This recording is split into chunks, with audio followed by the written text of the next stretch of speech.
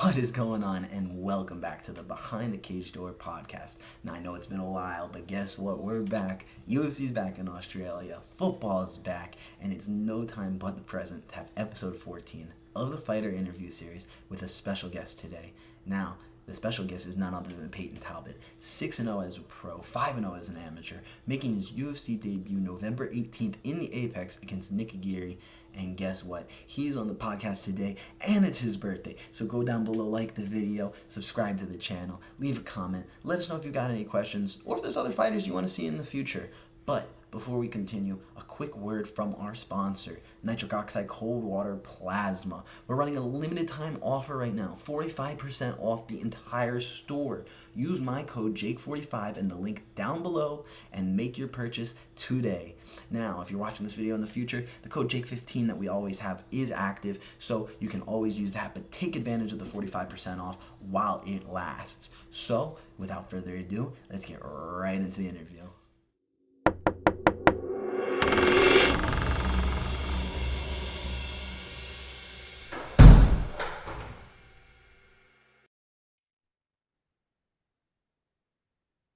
So I am here with Payton Talbott, recent UFC signing off the Dana White Contender Series. How are you doing, Payton?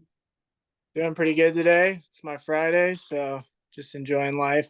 Yes, sir. And it's a lot more than just a Friday for you today. We got a birthday weekend coming on. So I know you're going to be having some fun. I really appreciate you taking a little bit of time out your day to talk to me. And I think the best place to start is, I think I see a little something over your shoulder right over there. Well, what we got going on in the background? Yeah, so I don't know if you guys know this guy, but this is my boss. So I'm working for him. My friends got me that as a gift. So I get to be reminded every day that my boss is looking over my shoulder. Oh, yeah. Always looking over your shoulder, always making sure that you're getting paid. And that's what's important here. Now, Payton, you're 6-0. You just came off the Dana White Contender Series, a big win against Tracy Cortez's little brother, Reyes Cortez. And that was a big win for you, a well-rounded guy. You fought in the Apex there, and now you're fighting another guy, Nick Aguirre, in the Apex. So talk to me, how do you feel coming off of that victory? And how do you feel going back to the Apex for a second time to make your UFC debut? I like the Apex because there's no crowd and it's more of like an intimate setting with me and my opponent. So that part I really like because I feel like there's less distractions and it's just my mind against somebody else's mind. So that part I really like, but I feel good after that last fight. I really wish I would have finished him, but that nut kick, I think, got in the way of that quite a bit. But I just intend to start faster in this fight so that that's not an issue in the future. And yeah, I'm excited to get this thing going. So. Oh, yeah. And talk to me, man. I know you just had a little vacation. You let your mind reset. Talk to me about how you feeling going into this fight. I feel good. I just think that the biggest thing is going to be for me to dictate what I want to do in the fight and have it go where I want to go. But I got like a pretty good R&R out in Burning Man. It was crazy. The highs were high and the lows were low, but gained some new perspectives, and I'm still just like very hungry for life. And I think that time out in Burning Man was really crucial for that. So I'm motivated. I'm in a good headspace, and I'm ready to put my foot on the gas pedal once again. Hell yeah, brother. And you push a pace. I mean, for anybody that's watching right now at home and doesn't know who Payton Talbott is, first off, turn on the film. Second off, this guy has a wrestling background. He has a crazy pace where he just puts on some great striking, and it's really fun to watch. So talk to me about how you're going to take your style to this guy. Just like everybody else, I'm going to put a pace on him, and I'm going to try to keep it on my feet as always. But I can wrestle if the time comes and I need to use it. But I don't know. Everybody that has watched my fights thus far knows what to expect. I'm going to just put a pace on him, box him up, and try to land some sparkly shit. So my opponent's long, so I hope that he feels comfortable with striking with me. But either way, I'm going to keep it on my feet. And I know you're always ready to go 15 minutes and do whatever you got to do to win. I think one of the most fun parts of your last fight was that little flip that you did while as he was trying to get that single leg. Can you just talk to me a little bit about how your style came to be and how you do all that fun, sparkly shit, as you said? It's just come with time and experience.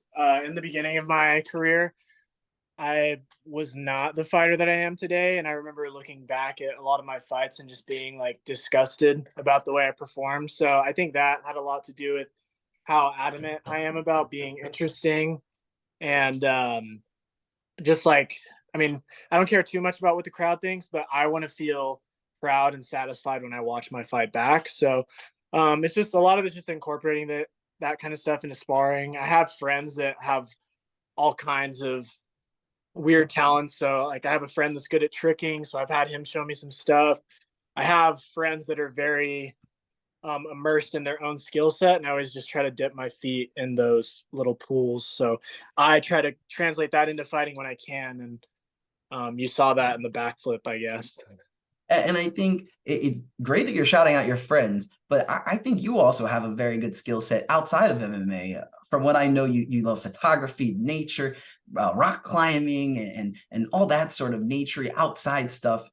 Tell me maybe about how you think that background and the things that you like to do, how they benefit you in the octagon.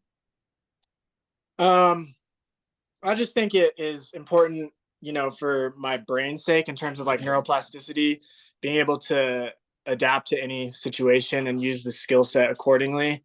But it's also just like important for my happiness. Um, I just think like being you get one life, and if you waste it by pigeonholing yourself into one thing, you kind of waste a lot of that. So I just want to do the most I can with my life. And I mean, I'm only going to be young for so long, so I think like my 20s and my mid 20s is the time to really finalize these skill sets.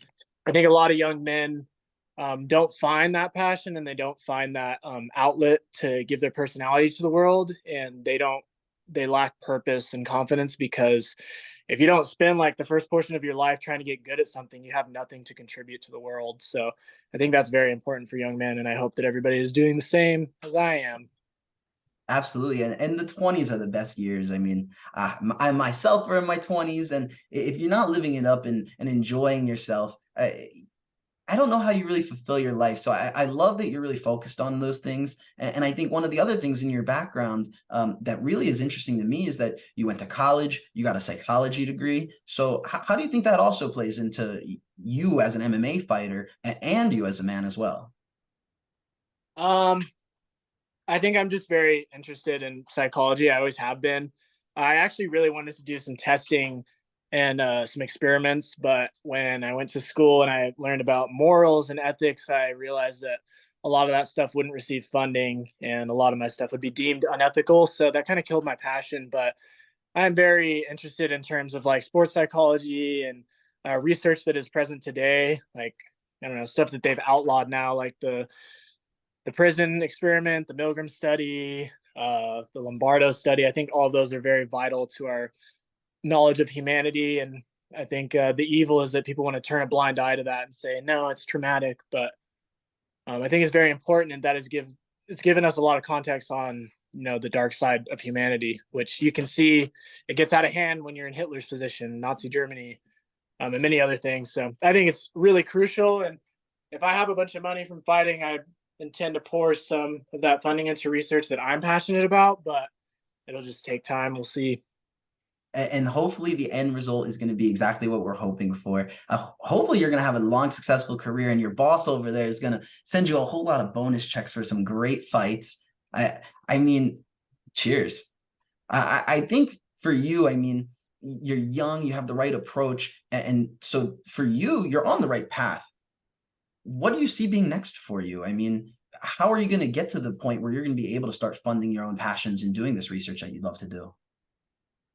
I think it's just going to be doing the same thing I'm doing. What's awesome about Reno is that um, everybody helps each other because it's a small community. So I think it'll be easy to find support because I have really good people around me, and the people that are in my close circle I trust with my life. So um, I think it's just going to be building the right connections at the right time, later on in life. Like I have tons of things I want to do as far as like a clothing line, research. I'm still really interested in firefighting, and I would like to do that as a job. But um, yeah, I think it's just going to be building on the base that I already have. I don't need to reach my hand out and look for sponsors I don't really give a shit about. I just need to build on what I have.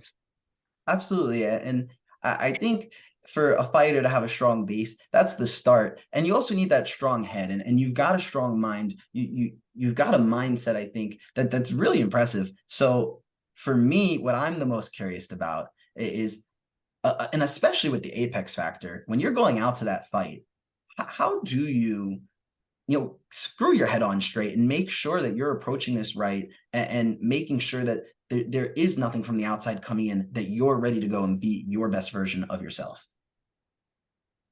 Um, that's the battle. I always say, like, you can be super scared going into a fight or scared doing something, but nobody gives a shit. If you're scared, you just have to do it scared. So I might not be in the right headspace before my fight, but I think the important thing for me is to just I put a lot of effort towards doing the right thing when I feel like shit versus getting myself in the right headspace. So I feel like I'm already there in terms of that, but um, I do intend to do some work this camp as far as getting myself in the right headspace so that when I walk out there and there's no music, that I'm not thrown off by it. But I think, at the end of the day, you got to fucking do the task. The task isn't going to change, it's that simple. I think people try to complicate things too much. And, it's, if you're in the Olympics and you're doing high jump, the end of the goal is to just jump higher. So with fighting, it's that simple. Just fight better, fight and make it harder for someone to beat you. Win at all costs. I love it, and I think that's really MMA at its core. So what I want to know is how you found MMA. How'd you get here? I got into it right when I graduated high school, and I've always like had a rough side to me and just liked, I don't know, violence and fighting. But when I went to the gym, I felt like it was just a really good outlet for me, and I felt like it was the most true thing to my personality. I played football and wrestled and played guitar, did all kinds of things to articulate my feelings, but I feel like fighting is the most it's the most natural to who I am on the inside. So yeah, I started training in 2017, so I haven't really been doing this that long. Um, it's only 6 years, so I've grown. I mean, I've moved up in the ranks super fast compared to other people. I think because I haven't lost yet, and people like to watch me fight. But I think because of that, I'll be able to do this a lot longer than most people, and I'll be able to make decisions earlier on in my career and age. So I think fighting's always been a part of me, but it just took walking into a gym and getting the shit kicked out of me the first day for me to like be like, okay, I can go into some rabbit holes with this skill. And do you think the fact that you found MMA a little bit later in life maybe benefited you? Yeah, I think so. A lot of the things I did when I was younger, my passion has kind of died for. But I think because like I found this sport when I was 18, I was able to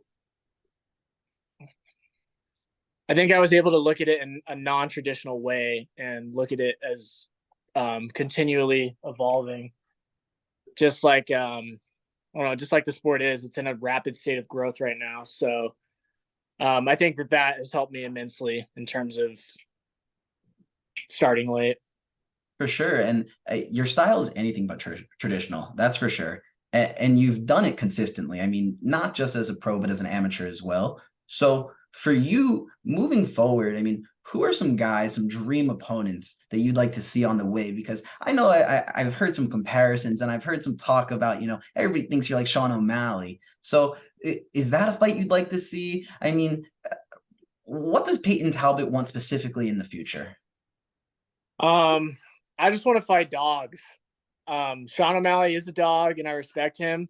I think that's going to come later on in my career, and I do want to fight him. But I want to fight guys like me that do it because they love it, and I also want to fight just people that want to stand and bang, not jujitsu guys, not wrestlers, but people who are hungry and do it because they love it, not because of the titles and the aspirations and the end goal. I don't know. I think the greatest part of my career is right now, and I don't give a shit about the belt. So anybody that's similar to me like that, I would love to fight. Absolutely. And I think what's great is you already had the belt, right? You fought in Uriah Faber's promotion and you had that belt, you defended that belt. What do you think that experience really did for you?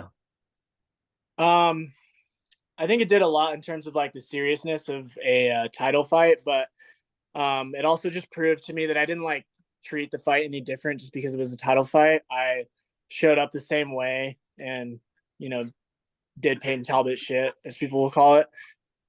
But I don't know. The A1 belt was cool to have and it was really cool to win, but um at the end of the day, it's a fight, and I've always looked at it that way. That's why I don't really give a shit about the belt. But that belt helped me get to the point where I am now. So I give a shit about it in terms of that, but I don't really care about the title. I'm here for one thing, and that's just to have fun fighting. And you know what? That passion, that's going to show, and you're going to pick up a lot of fans along the way. I think anybody that's watching this video right now needs to slide over to Instagram and to all of Payton's social media. So go ahead, shout yourself out real quick. Tell us where the people can find you. You can find me on Instagram as Payton Talbot. Um, And everybody's got to go follow him my and wish him a happy YouTube, birthday. my YouTube is the most interesting. If you guys want to see some really cool videos, you can look at my reels on Instagram or my YouTube. I intend to do some more stuff in the future. And my TikTok is Suicidal Squidward. Um, Shout out to my sponsors, Aguava Wava, my gym, Reno Academy of Combat. Dana's wearing the shirt. Family First Chiropractic, and Vertical Framing Ironworks. And again, make sure you go give him a follow because it's this guy's birthday today. Like this video for that birthday, but I got one more question for you, Payton. And I think this one is probably the most fun because I want to see your personality here. Can you just give me one word that describes Payton Talbott?